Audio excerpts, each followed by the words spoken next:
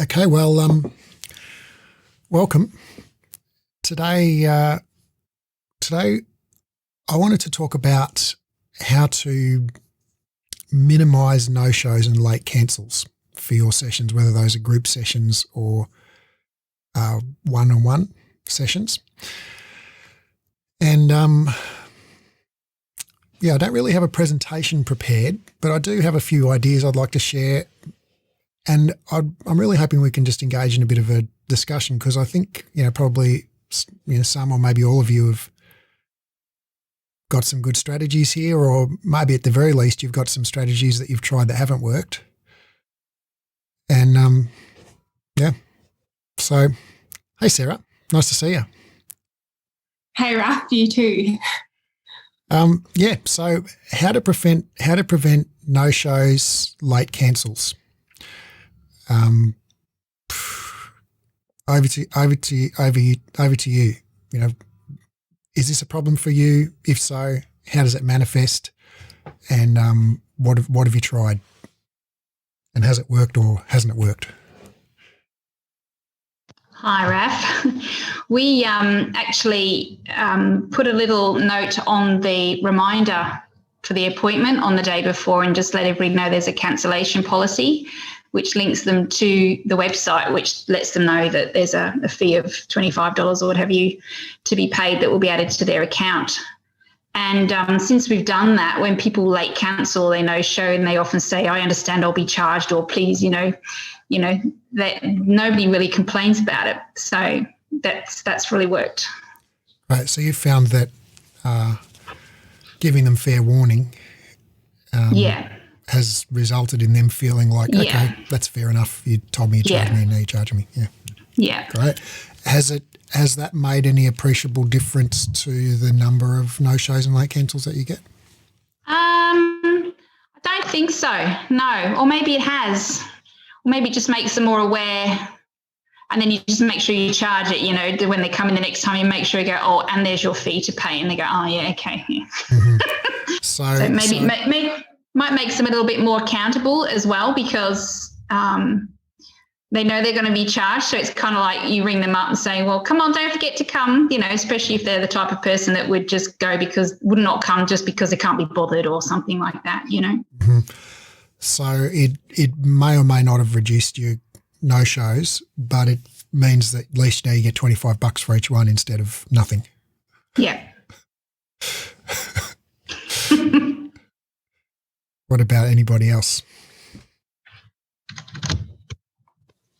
This is Mary. We charge, if you charge within 20, or if you cancel within 24 hours, we charge you full fee.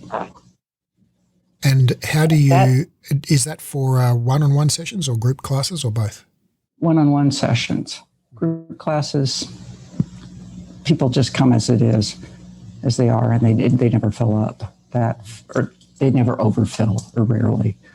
But for one-on-ones, if you cancel within 24 hours, we charge you for the full thing. Because if we only charge partial, it makes it too convenient for some people to just say, $25, who cares? So that's my 2 cents. And do you do that? Do you charge at time of when they book the appointment, and then you just don't refund it if they no-show, or do you charge them next time they come in, or how do you do that charge? Most people buy a series, so you they have a just series take of one classes. credit off them, right? Yeah, I guess that's the thought that occurred to me, Julie, when you didn't seem like you said that your clients are like totally happy with that.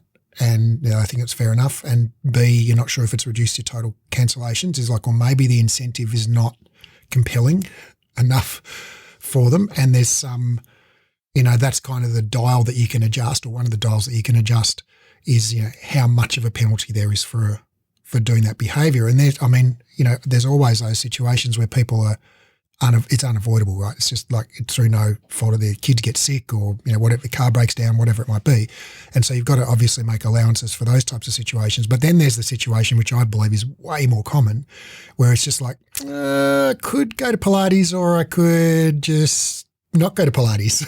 You know? And it's only $25 for the privilege of not going to Pilates, so that's a fair trade, you know. Whereas if it was $85 or whatever you charge for a one-on-one, that's more like, I don't want to waste $85 just to watch one more episode of my Netflix series. Who else has got something you want to add? Hi, Raph. It's Julie here. Hi, Julie. Hi.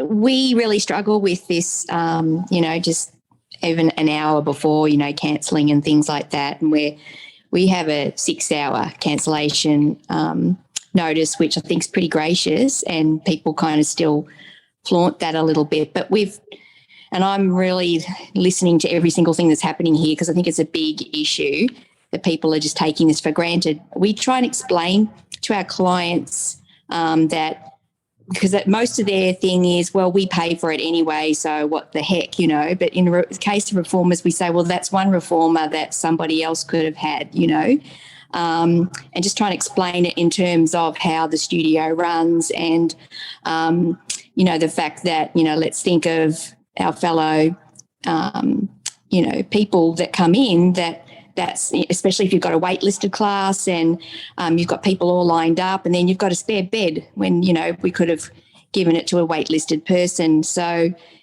we find it really hard. We've just opened a new studio, so we've tried to be gracious to begin with, but we're kind of finding that I think we just need to come in a little bit harder now. We, in a former studio, we used to have a cancellation fee, but it was quite minimal. So, I'm really open to any other ideas. I mean, we've done the nice approach, but I think it's, I think people are really taking advantage of us now as well. So, yeah, it's a tricky one.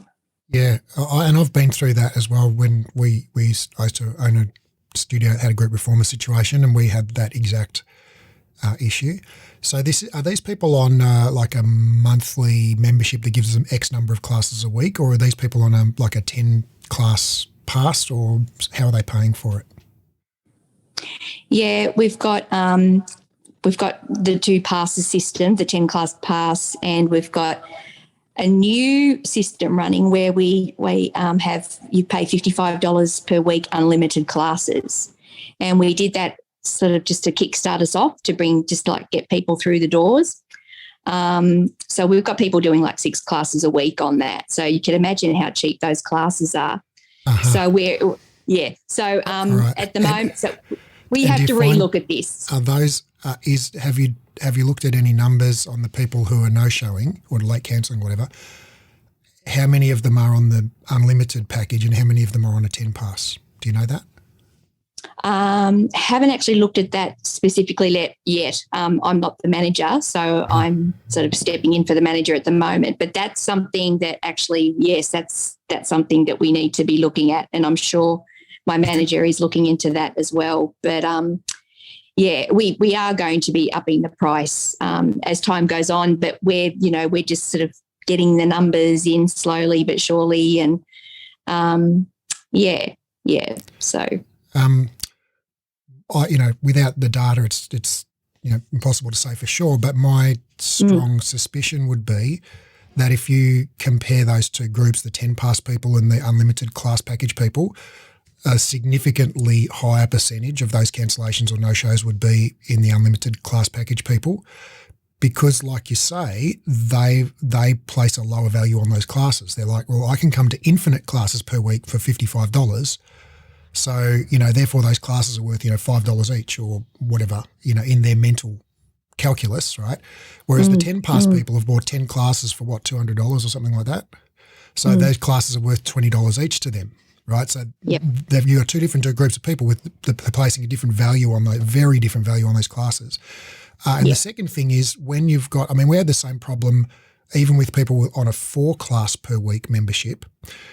Because we had a policy where if you're on a 10 pass, you use your credit to book the class, and then if you no-show, you've forfeited your credit, right? So it's a $20 mistake, or $20 decision that you made, right?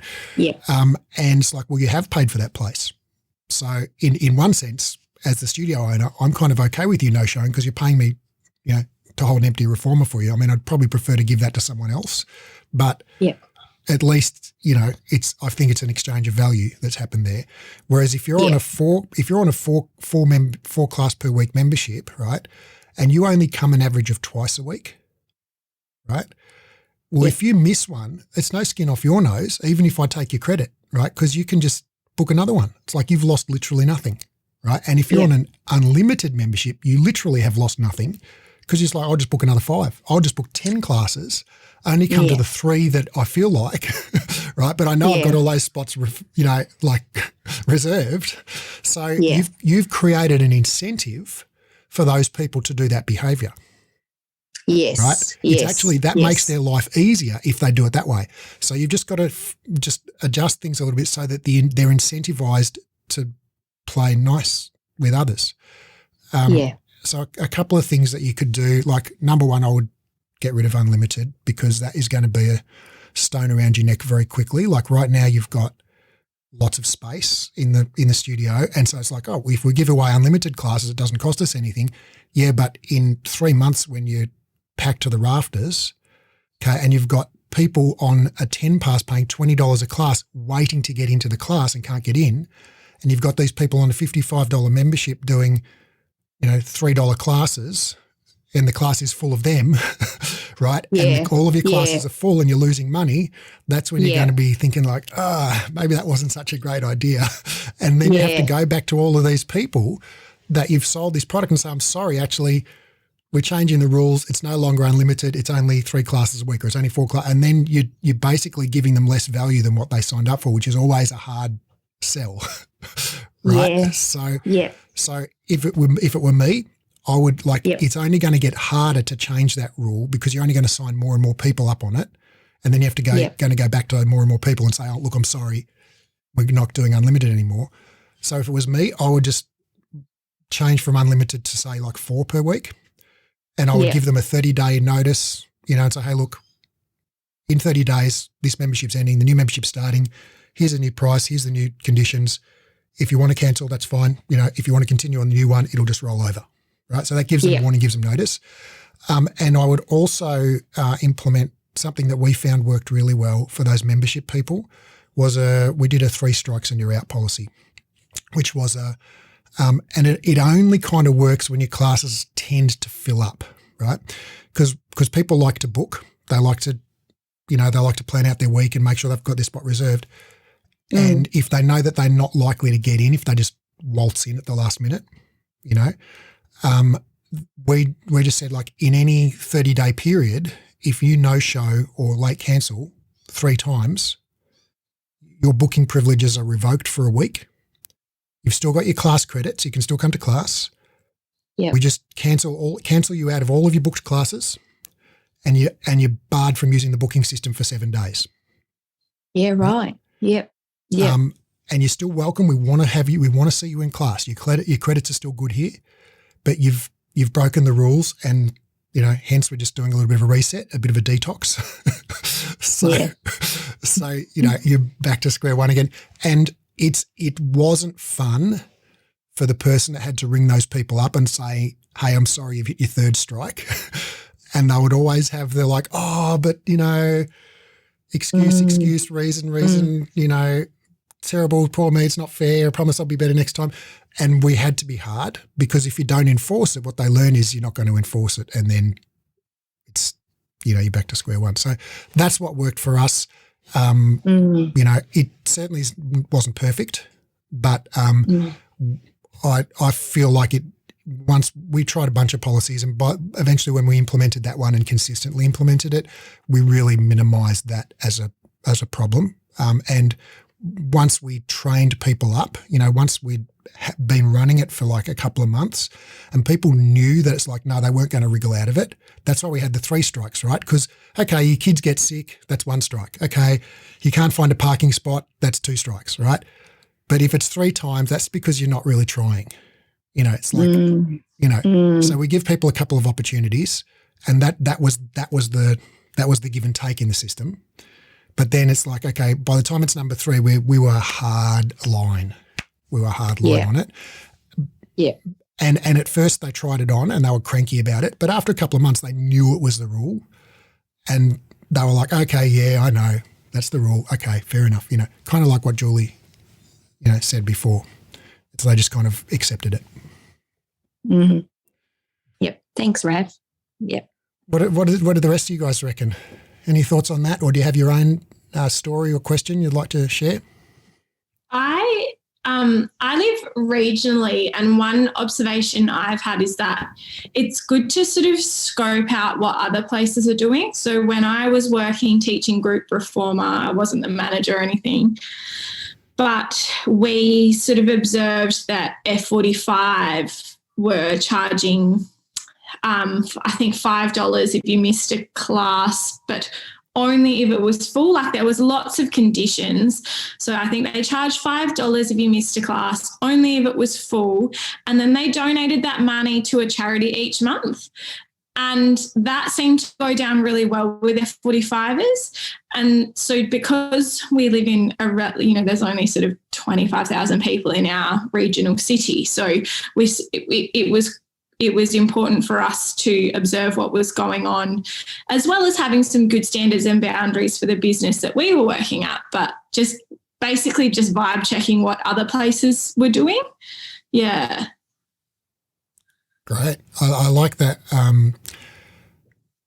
idea of donating it to charity because easier to swallow. Yeah, well, F45 has got something like 2,800. They're a public company. They've got like almost 3,000 franchises worldwide. They're like a massive. They're valued at hundreds of millions of dollars. They're a big business, and so I think a lot of people sort of know that they're kind of a big business. They don't see them as a little kind of struggling small business owner on the corner shop there. And so I think that donating it to charity really would sort of take the edge off, the sting off that penalty. That's like, we're not doing it for greed. It's like we're just creating a rule with a penalty attached to it, but it's not for our gain. Whereas I think the situation, if you're, probably what most of you are here, is where you work in a studio, it's just like a one-person shop, or it's like literally this is your sole source of income. And if I don't show up for my session, well, you've lost a half your income for the day, And so I don't think donating it to charity in that situation is the answer. But I think an appeal to this like fair place, like, well, this is you're talking about a small business owner here that you've just, I've put aside time in my day to service you, and then you've, no showed.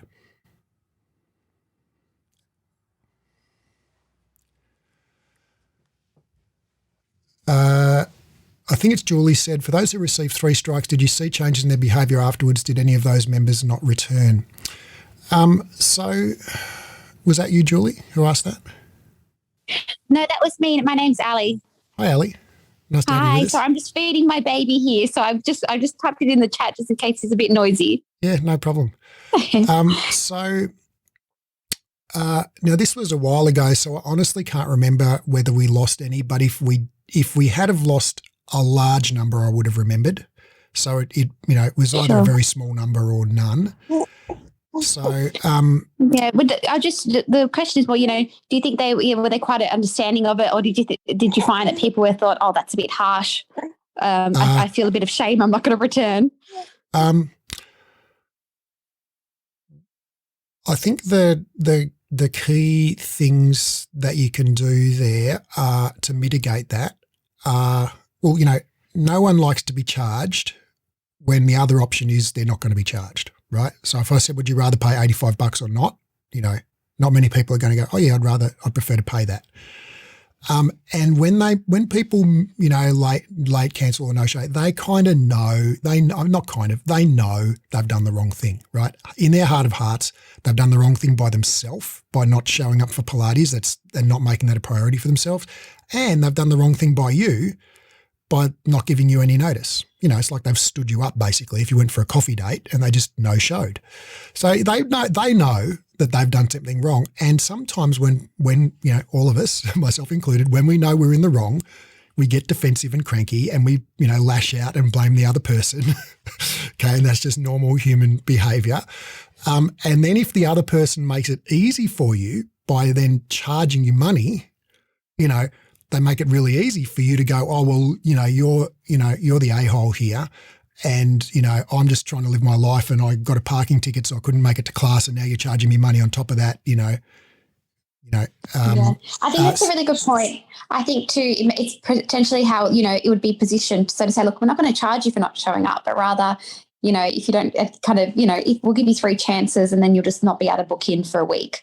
So I guess if that positioned that way, it might be easier to swallow for them. Yeah. I think that the 2 things that you can do, or that we did, that I think had the greatest effect were, 1, make a clear, simple policy. So not like 100 lines written by a lawyer in, 7-point font that's tiny, tiny, tiny at the bottom of your website somewhere, and you just basically hope no one's ever going to read. But if there's ever a legal proceeding, it's there, sort of thing. We made like a 50-word plain English, not written by a lawyer policy that was just like, okay, if you miss class, this is what happens, right? And it was super plain English, and we actually printed it on the back of the timetable. In those days, we had printed timetables. This is going back so far, and we pointed it out to people when they first came on their first trial offer. It's like, okay, these are the rules, right? Day 1 before you've come to class at all. It's like, here's the way we do things about, bring a towel to class. Here's where you get changed. This is the cancellation policy. So we tried to be really super clear so they actually knew what it was beforehand and they understood it beforehand. And then the second thing is basically we were super consistent. We tried to be super consistent with communicating that. So basically when they had their first strike, we'd send them an email, like a personal email would come from one of the reception front desk staff and go, hey, Ali, missed you in class last night. I know life happens, it's all cool. We still love you. We want to see you back here, but just making sure you're clear that we have this three strikes and you're out policy, and that, the reason we have that is it's to be fair for everyone and have the same rule for everyone. So we do enforce it strictly. So just letting you know that's strike 1. See you tomorrow in class.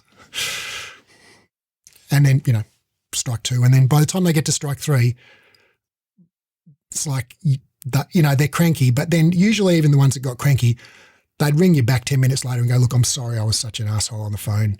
It's fair enough. You did tell me, okay, I'll show up on time next time. Pretty much I think just that, having the policy really simple and clear, and the line that we used, that the reception team who had to make the calls felt, they could basically shelter behind, was it's the same rule for everyone.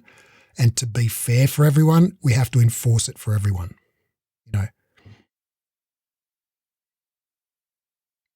Hey, Beck.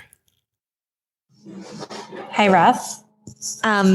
Since the last presentation you did where we were discussing cancellation policies there as well, I definitely took your advice and re-looked at my cancellation policy. So I, for anyone that doesn't know, I only do one-on-one sessions, and my cancellation policy was previously 24 hours. And I thought, definitely like what Raph said last time, need to just get really, really clear, simple, and make sure it's consistent all the time and always enforced. But I actually ended up reducing it to 12 hours. I'm trialing it out to see how it goes.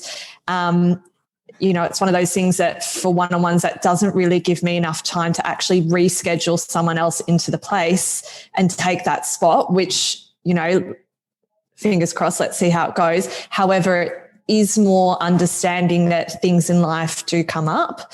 And also just the thing of like, my preference isn't to charge a cancellation fee, but I'm understanding that things in life do come up. So anyways, it's only been in place like that for a few weeks, and I've been away for a few of those weeks. But the week after I recommunicated it to all of my clients, I actually sent everyone an individual message, had a little, picture made up. I've been putting it on social media. So it's really, really clear. That following week, I had a significant reduction in cancellations. Woohoo. Like significant. That's awesome.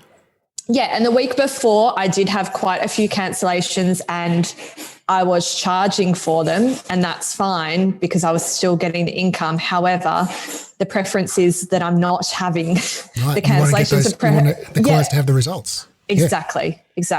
So, thanks, Raph. It's worked really well. No, you did the work. When we made these changes at our studio, we actually consulted the clients and asked them what they thought the cancellation window should be, because there's a tension with the cancellation window, possibly not for you, Bet, because you only do one-on-ones, I know. But if you're doing waitlisted classes, right? Well, if I'm the person who's thinking about cancelling, I want the shortest cancellation window possible. I want to be able to cancel up to 1 second before the class starts because that gives me more flexibility, right? But if I'm the person on the wait list wanting to get into the class, I want a long cancellation window because I want to know. I don't want to know at 11:59 that I got into the 12 o'clock class. I want to know at 11:59 yesterday that I got into today's 12 o'clock class, right? So there's this tension between the people on the wait list who want a longer window and the people who are thinking of cancelling who want a shorter window. And of course, those people are the same people, right? At different times of the week, right? Sometimes you're the one doing the cancelling, sometimes you're the one getting in off the wait list. And so that it kind of is like that thing where you kind of ask someone to do a thought experiment and design a perfect world. Like how would you distribute, or how would you make the rules in society if you knew that you were going to be in the bottom half, of the people, And so it's sort of like, well, what would you like the wait list, the cancellation window to be, knowing that you're the one going to be cancelling and you're the one going to be getting in off the wait list, right? So you've got to balance both of those in your mind. And then you tell me, what do you think it should be? And then what we found was we actually thought it was 24 hours that was best. They told us overwhelmingly they wanted 4 hours, right? And this was for group classes, and we're in the CBD, so people were working like 2 minutes walk away or whatever. But when we went to 4 hours, our no-shows, late cancels stopped like almost overnight. Yeah, it was like, we just asked them and they told us, and then it worked. So that was, and I think we got a lot more buy-in because we consulted them and we actually took their views into account. And that's, Raph, what I'm hoping I will achieve with the reduction of the, from 24 hours to 12. It's like, I'm going to be cracking down on it. However, the time period is actually in your favor. Like you're getting, you don't have to cancel in 24 hours now. So it's sort of, that meeting people halfway thing. Fingers crossed. I went the other way, Beck. I was 12 hours. So I run, for anyone who doesn't know, I run just a small studio with three people in a group and one-on-ones as well. But yeah, I used to have 12 hours, and I found that people that had morning appointments were and I don't have an online booking system, so it's by text that people would communicate. And I was finding that people would text me at night, so I'm like scrambling to send out text to my wait list and to people for the morning, and it's too late notice for them. So, and that was happening all the time for me. So I'm like, no, I can't do this anymore. It's just too stressful. So, so I made it 24 hours, and I did have one client actually ring me and sort of saying, what are you doing that for? 24 hours, and telling me off for 24 hours. I'm like, well, it's my business and it's working for me. It works for me. So that's what I do, and it's been much better for me. But having said that, I don't always hold people to that 24 hours. If I can get someone to fill their space, then I don't charge them. And also just a question, what you were saying before, so mine are all in group, they by groups of 5 or groups of 10. So it's a lot easier when someone cancels and I can't fill their place to take it off their session. But if they pay casually, I find it really hard to charge them when they come in next time. You owe me blah, blah, blah. So, yeah, that's sort of my problem with that in that situation with casual classes. I think there's a real easy solution to that, Andrew, which is just take payment at time of booking. Like if you want to pay a casual class, like you're coming next week, pay it now to book, and then like you do that for the 10 pass folk, right? So it's just the same policy. We did it for one-on-ones, for casual classes, for any, like if you want to book, you've got to pay. No booking without payment, full payment at time of booking. And for that reason, right? Because then like you've got their money, it's all you do is don't give it back. Yeah, good one. Thanks. Yeah, will too. Beck, did you want to say something to that? I was just going to say, Andrea, I was the same as you, and people were, if someone's used up their 5-pack today, I'll be like, no, that's fine. Just pay next week you come in, because people come in every single week, or multiple times a week. So I was finding that was kind of sort of working until, someone's used up their 5-pack and then does the 2 cancels after that, for example. And then, sometimes I would see that was a pattern. And so there's actually, I use a Square, I think it's called Square Up payment device.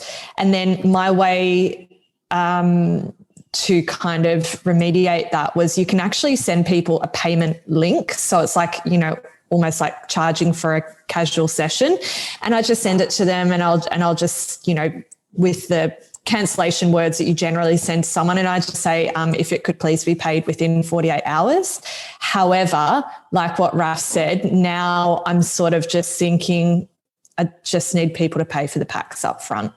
And so even before, like if someone came in for their, initial and everything, I would usually just get them to make payment here. And again, that was working fine until cancellations showed up. So I think I'll just do the same thing, because mine's still a very manual system, because I don't really need to have an online booking system at the moment, because people are coming at the same spot kind of sort of every week. So then I'll just send them the same thing, just send them the payment link, like, look forward to seeing you for your first session or whatever. Here's your 5-pack session. And then they just pay it, and then it'll, yeah. But yet to put that in place. But yeah, definitely heading towards that. Definitely also if I miss my session with you and you've already got my credit and you're just like, well, we're going to keep your credit, that doesn't smart as much as if I miss my session with you and then you send me a bill. It feels like paying a parking ticket or something. Yeah, exactly. Yeah. So Bridget's got a really great question, which I'm intrigued about, because this is something that I think requires a bit of a rethink of this whole conversation in the light of doing online classes. So, we just talked with Julie a minute ago about unlimited, and, my view on that is it's problematic when you've got you don't have unlimited reformers in your studio.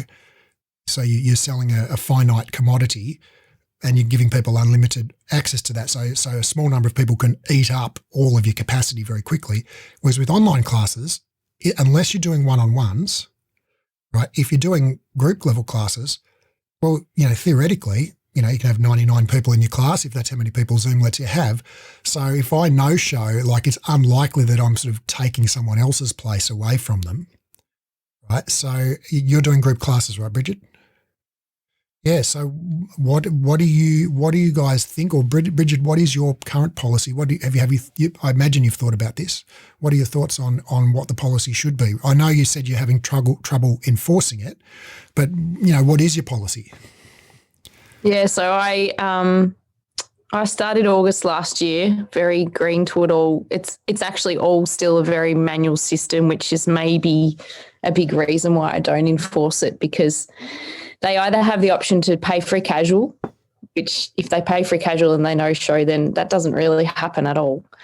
Or they have a 5-pack. So it's up to me, once I register their 5-pack, to then register that they didn't show and take one off. So I have a policy that I put in about a week after I started, because all these people were pulling out, and I'm like, that I just put in that said 7 hours before class, if you cancel your class, then you will lose your session, which I thought was fair. And I said, of course, if there's a medical reason and you have a certificate, then I will be open to that, just sort of trying to say, look, there's a problem. And I also make a note to say that if you have internet issues, can you please text me as class starts so I know you have a problem. So I've really only had internet issues once or twice, and I won't charge them because obviously they can't get in because of the internet. So basically, yeah, some people will say, look, I'm so sorry this happened. Please take one off my pass. And sometimes when they're very good friends, which is hard, I go, no, I won't take it off, which is my fault. I've made my own bed there. I really totally have. And other times they're people who just say, I want to be on the Wednesday list. And because it's not online, they're constantly on Wednesday. But then I'm like, well, did they want this Wednesday or didn't they want this Wednesday? Because they got the email. So because it's not online, that's where I'm falling down. And yeah, maybe it's time for me to go online. But I don't know. That's probably. What do you mean it's not online? So they don't book online. They just they do Pilates online with you. Yeah, they do Pilates online. So they'll buy a casual with me and I'll send them an invoice, or they'll buy a 5-pack and they'll get an invoice, and then I manage all the 5-packs. So, all right. So I think I really think, this whole online scenario requires a little bit of a rethink of what we're trying to achieve with the cancellation policy. And I think a good cancellation policy, an effective cancellation policy, achieves a few things. One is it minimises your wastage, right? So you're not showing up to do sessions where the client doesn't show up, or you don't have a waitlisted class with 3 empty reformers in it or something. And 2, it also minimises the inconvenience for the customers, right? So if I'm on a wait list and I want to get in and see Beck on a Tuesday, and then Beck says, no, I'm full for the next 4 weeks, and then she rings me up and goes, I actually know the person no-showed, and I'm like, oh, well, I didn't bring my workout gear to work, so I can't come see you today. It's like, well, that's inconvenient for me. So it's like there's some kind of balance in between there, but then it's like, all right, well, if I want to come to your class but then something comes up, I want some degree of flexibility, that I can, change plans because life happens. So there's some kind of trade-off between all of those 3 things to give people the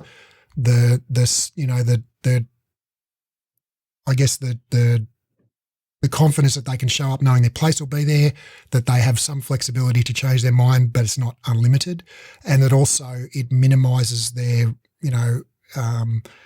the risk to you as a business owner, and also to the clients for missing out on their classes if someone else no shows. So I think, how do we juggle those things in an online forum?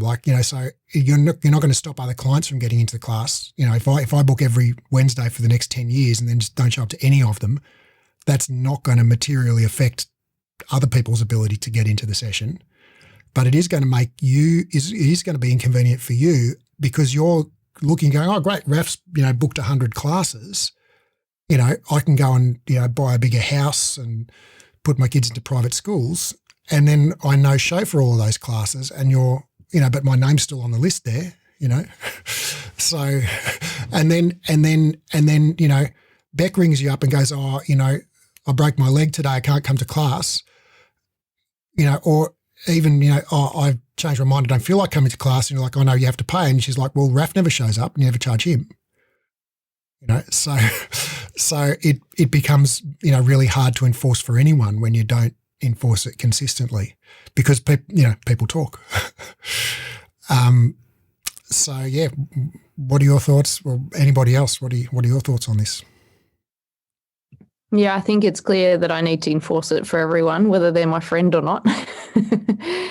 And I was for a little while saying, oh, hey, I'm really sorry that you missed the class. If you want to, you can make it up with the class later in the week.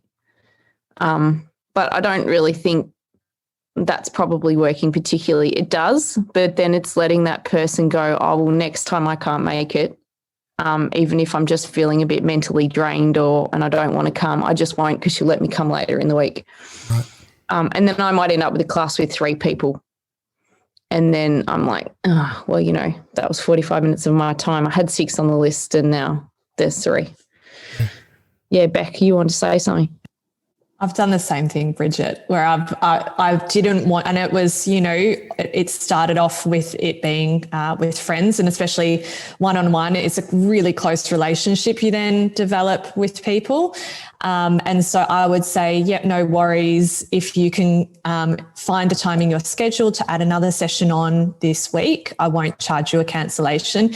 It didn't work. Like, it worked momentarily, but I just think long-term then, when I then wanted, not wanted, sorry. Let's just say someone had to cancel because they had an appointment come up and that was the reason why they cancelled. And then let's just say they actually could come that week and that's fine. But then I couldn't offer the same thing for someone that was sick, for example, because if they're sick, I don't want them coming this week. You know, I want them to get better and to come when they come back. But then I felt bad for then penalising someone for being sick and then offering someone, you know, who just made a scheduling mistake the opportunity to come again. And then, you know, after doing it for a while, and I just felt like I was constantly faced with these like moral decisions.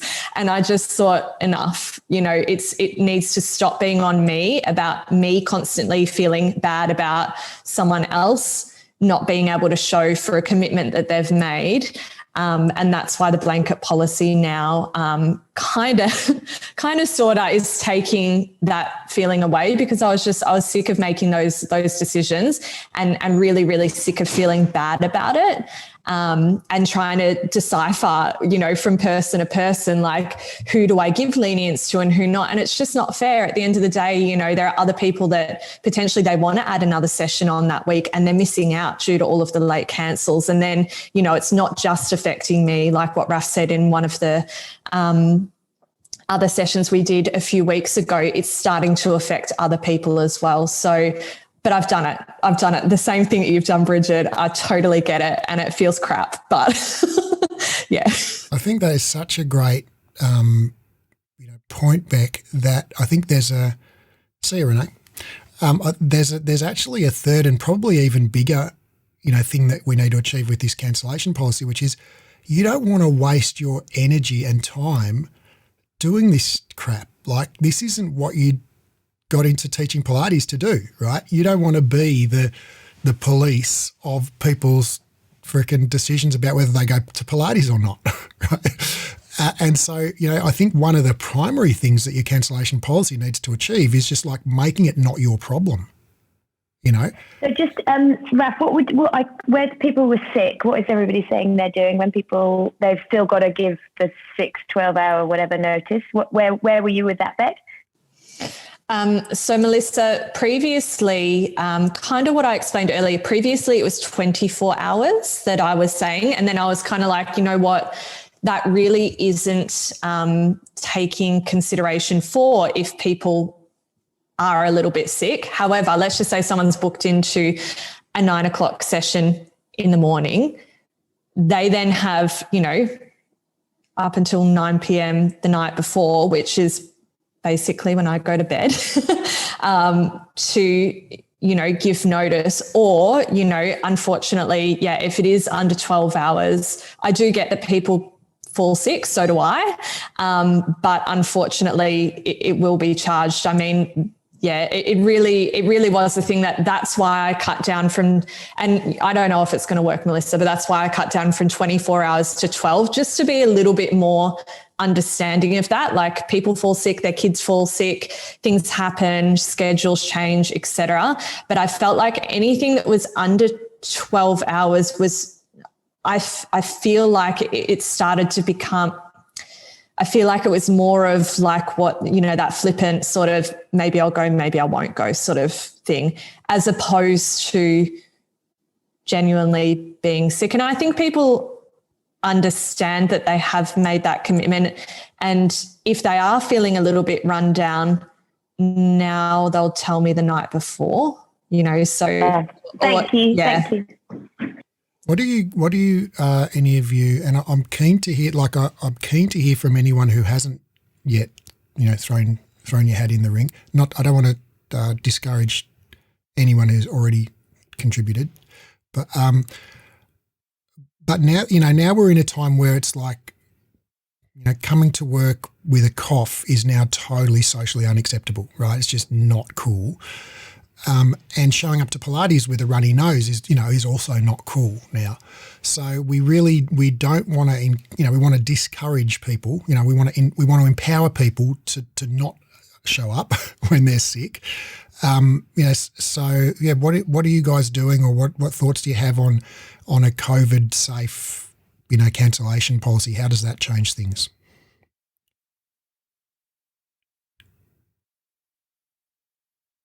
You know, if I ring you up 5 minutes before my class and I say, just this minute come down with a sore throat, I'm coughing, I've got flu-like symptoms, should I come to class? You know, what are you going to say? It's basically my get out of jail free card. Really tricky. Yeah. It's really tricky, isn't it? Yeah. Because you don't want them to come. No. And they're following all the health guidelines about not coming, but at the same time, you've got to make a living. So, you know, I think, well, you know, if they've given me 3 hours notice and they've got a pack, well, I'm sorry, you've done your money, but you just have to kind of go, I'm really sorry, but I'm going to put it on. I actually had a lady once who complained because she cancelled for a second one-to-one in 2 weeks because she was doing the right thing and staying away. And I said, oh, well, you're going to be charged a fee. I'm really sorry to hear. And she called me really unfair and all the names under the sun. So rude. And then anyway, so we had this big email kind of thing. I've never seen her again, but I thought, you just don't want people like that, do you? Yeah. So it kind of weeds out the people that you don't want in your studio too, doesn't it, sometimes? Yeah, and you think like if you're sick for 4 or 5 days and you've got your one-on-one coming up in a couple of days and you'd think, now would be the time that you could make a call to pull the plug. Well, that's right. Or even if you think, you've got a 9 o'clock appointment in the morning and you think maybe you might be coming down with something, well, give us a call and just have a chat and then we can decide what's the appropriate procedures to make, So it's about communication sometimes, isn't it? Keeping people in the loop. So anyone else got to have amended their cancellation policy or have any thoughts on this? Vicky? I was just thinking that it's interesting what's accepted in different industries. So, for example, childcare, if your child is a little bit snotty, they're not going to childcare and you still get charged the full fee, and that's just become expected. Yeah, isn't that funny? Like I remember that now that you mention it. Like if our daughter didn't go to childcare, it's like they don't send you the bill at the end of the month and go, oh, she was absent 3 days, so therefore we've reduced your charge.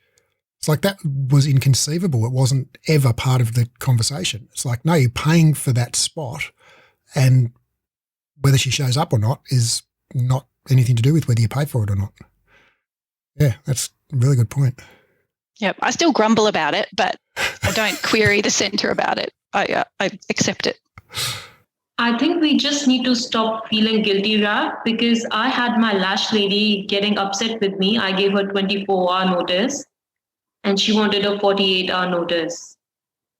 So I was like, if she can get upset, why are we feeling guilty about giving, like most studios have that 8-hour cancellation policy, which covers you. Like if you're going to bed at 10 at night, you've got those 8 hours to cancel your 6 a.m. class sort of thing. Or if you go to work and you're having a busy day, you won't be able to make it to a class, the courtesy saves, you just cancel your class, save your money. So why do we feel so, like I've had chats with my bosses as well, and they all feel guilty charging, and the amount of emails they receive, like some of them are really nasty emails, which I think are for $5 or $10. Why would you waste your time, writing an email like that? A strategy that I see a lot of you nodding to that, and I'm in full agreement as well. A strategy that really works well, this is the appeal to higher authority, right? And it's really hard if you're Bridget, right? And I'm Bridget's client, and I know Bridget is just a one-person shop, right? Like there is no team behind Bridget. It's just the team is Bridget. Right, so it's hard for Bridget to say, oh, well, my boss told me this is the rule and I can't, I don't make the rules, I just enforce them and all of this kind of stuff. But you can create a sort of a faceless, my business partner / my board of directors / my husband / my, investors or whatever. Like you can create some faceless third party that the customers never see or have any contact with, that sort of basically has told you that, this is the rule and, so it's, look, I would love to make an exception for you here, but it's not up to me to make the decisions here, so we just have to, have the same rule for everyone. And that can also make it morally easier, like not morally, but I guess just emotionally easier when if you've set a rule and you just go, okay, we're just going to blanket enforce this, and you've set a rule that you feel is fair, and it's, it does have some wiggle room for people, who genuinely have exceptional circumstances, but you define in advance what an exceptional circumstance looks like, then, you know, you do feel like, oh, well, I'm actually not going into this conversation to make a decision about whether to charge you or not, because we just always charge. Like, that's the policy. And all I'm going to do is have a conversation with you and just be clear and make sure that you understood why, and that, you know, I've listened to you, and, you know, we've had a human to human conversation about it. But the conversation is not about will or won't I charge you. It's just about, you know, here's the reason we're doing what we're doing. You know, I'm sorry you couldn't make it to class. We still love having you here. We want to see you back next time, but it's the one rule and it's the same rule for everyone, and it's not up to me to change it. Yeah. What are your thoughts on that? Or the flip side of that makes it even easier is when you hire some other poor sap to do it, right? And then you tell them you have no latitude to change this decision, right? If you don't charge the person, I'm just going to make you ring them back and charge them, right? So, and then they can genuinely say, hey, look, you know, if it was up to me, you know, I'd let you off, but Julie, oh, she's such a hard ass. There's no way she's going to, you know, stand for that. So I'm sorry, I just have to charge you.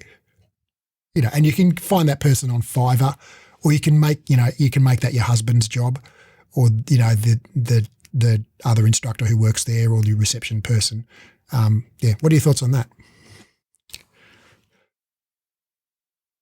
Bridget says, totally think I've been trying to avoid conflict, but in the process I've made my own bed. Well, and now you've created this, like, you've avoided the pain of conflict, but you've created a bigger problem, downstream problem. And now the conflict doesn't seem so painful anymore. Instead of getting sort of like a, you know, made up person to come in and do that, because people would know that that's not true for me. Like, they just know. I'd be like, I've been trying to say, hey, my little dog Darla. I've got a new business coach, right? Okay. But I was going to say, but because of that, I've thought of moving to an online booking system purely for that. Not because I need it, because I really don't. Then but you can just say, I'm sorry, the system won't let me do that. Sorry, it happened. Yeah. But yeah, with what you're saying, the system doesn't work like that. Yeah. Computer says no. With what you were saying before, Raph, with the COVID policy, even that's one of the reasons why I did reduce it to 12 hours as well. However, I also found that there were people who previously, when my policy wasn't as clear, they were saying due to, you know, et cetera, which was in line with, like, you know, COVID symptoms. But I found that those people were still going to work. They were still going out for cocktails. So it was just Pilates that they weren't going to. And so it's like when your dessert stomach's still got space, but yeah. Oh, absolutely. Your broccoli stomach's full. Yeah, exactly. So, and that's why I then thought, you know what, I have to stop feeling bad about this, and have to also stop kind of trying to decipher and that sort of thing, and just, it is what it is. The policy is what it is. And probably the only instance then, if someone, you know, was, I would say probably only someone saying that I actually got a COVID test. That would be potentially me being like, but again, that's not something I really want to police. Like, who am I to? But, you know, if people are sort of like, oh, sorry, I don't, you know, want to come and put you at risk, you know, and I appreciate that, because I'm a small business owner. So is my partner. If we're out of work, we're out of work, you know. So I do appreciate people staying away if they are legitimately sick. But when I'm finding that a lot of those people were still going to work themselves and were still doing X, Y, and Z, I was kind of like, you know, it doesn't fall under that banner then. Note to self, if you're friends with your instructor on Facebook, and don't ring up and say I'm too sick to come in, and then post from the, you know, local bar, cocktails, you know, an hour later. I think the actual, you know, something that may help, you know, all of you, particularly Bridget, harden up a little bit about this and get over that kind of wanting to please everyone and fear of, conflict, is that like inherently, if rules, when we're going for a rule, we're inherently saying we're going to give everyone the same treatment, right? That's what a rule is, right? And when we give everyone the same treatment, in some cases, that's not going to be fair, right? Because in some cases, people are genuinely going to have like legitimate reasons for not showing up, right? And so by definition, if we have the same rule for everyone, well, on some occasions, it's going to be unfair to some people, right? But on the other hand, if we go for like a custom, conversation with every single person, it's like, okay, tell me why you couldn't be here. Let's make an alternate arrangement. Come in later in the week, or whatever it might be. Well, then we're taking everyone's individual situation into account, which is a good thing. But then we end up making all these custom agreements, and I got my extra session because I missed it on Tuesday with Beck, but then Bridget rang up on Wednesday and Beck was full the rest of the week and can't get it. So then we create a different kind of unfairness. So and the custom situation is like 100 times more complex and hard work for you to implement, to police, right? So it's like way simpler if you just go, okay, we're going to have one rule. We're going to try and find the line of best fit where that rule is, has a balance between being fair to everyone, being fair to me as a studio owner, being fair to you as the client, being fair to the other clients, okay? And there's some balance and trade-off, and we can't make it perfect for all people at all times, right? Because then it's just because we've got competing interest. You want to stay home and then go out for cocktails with the girls. I want you to come to class and pay me the money, right? Those two things are in conflict, right? So we can't have a rule that makes everyone happy on that occasion. What we can have is a rule that is seen as fair because it's the same rule for everyone all the time, right? And then on those one or two occasions where it's like I am genuinely unable to come and I ring up at the last minute and Beck's like, I'm sorry, I've got to be hard about this because I promised everybody I would be equal, in enforcing this. I'm like, yeah, I know, and it's like, okay, I might be momentarily cranky about it, but I know I've seen Beck enforcing it with people, and I talk with the girls that I work out with, and they say, oh, she was the same with me last week, and so I know that she's genuine. She's not just saying that to me, and then someone else gets a different deal. Everyone gets the same, and people see that, even though it's like, okay, I actually had a broken leg last week, and you still charge me, you bitch, but I can see that's not out of malice to me. That's you just have a rule, and that's the rule, and I knew what the rule was when I booked, and you told me that was the rule, and you told me you were going to enforce it even if I had a broken leg, and so that's the rule. What are your thoughts? I like it. I get annoyed. I think you're patient. You do stuff because you want to be nice to people, but then I find my patience, I'm a bit like, really? It's you again? So I'm just, sorry, I'm just going to charge them. Yeah. Now says, hey, Bridget, how about send them a recording of the class along with the invoice? Yeah, I've that should be just a quick, easy fix, isn't it? They get the recording for 24 hours, whether they come or they don't, broken leg or not. Can't be here, no problem. You can access the recording. That'll be $20. Thanks. Yep, on my list of things to do. It shouldn't take me that long, really. Well, hopefully you found this helpful. I've gained a few things because since I was out of the game, we still printed our timetables on paper sheets, and COVID wasn't a thing. So I've learned quite a few things. Hopefully you have as well. Hope you have an awesome week. If you're watching this afterwards and you've got a question or contribution, just pop a comment and I or whoever you direct it to will get back to you. See ya.